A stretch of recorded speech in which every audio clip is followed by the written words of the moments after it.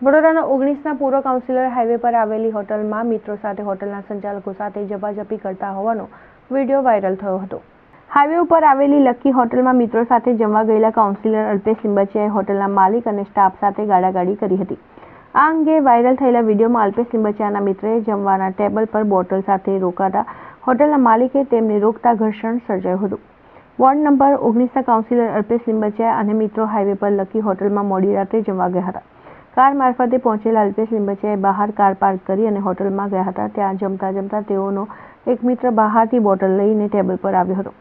ત્યારે બોટલ જોઈને હોટલના સ્ટાફે તેઓને રોક્યા હતા, પરંતુ ટેબલ પર બેઠેલા કોઈ પણ માન્યા ન હતા। છેવટે સ્ટાફે હોટલના માલિકને આ અંગે જણાવતા તેઓ અલ્પેશ લિંબાચિયા અને તેમના મિત્રો પાસે આવી પહોંચ્યા હતા અને તેમની સાથે વાત કરી હતી।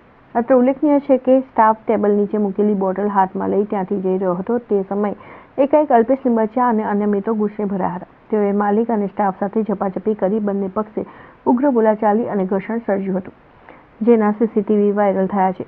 આ પોલિટિકલ ષડયંત્ર છે। હું દારૂ પીતો નથી અને અમે 5-7 મિત્રો ત્યાં જમવા ગયા હતા। હું નોનવેજ ખાતો નથી અને દારૂ પીતો નથી। ત્યાં પહેલેથી જ અમારા 2 મિત્ર હતા અને હું તો મામલાને શાંત પાડવાના પ્રયાસમાં હતો અને ઝઘડાનો કોઈ વિષય જ ન હતો।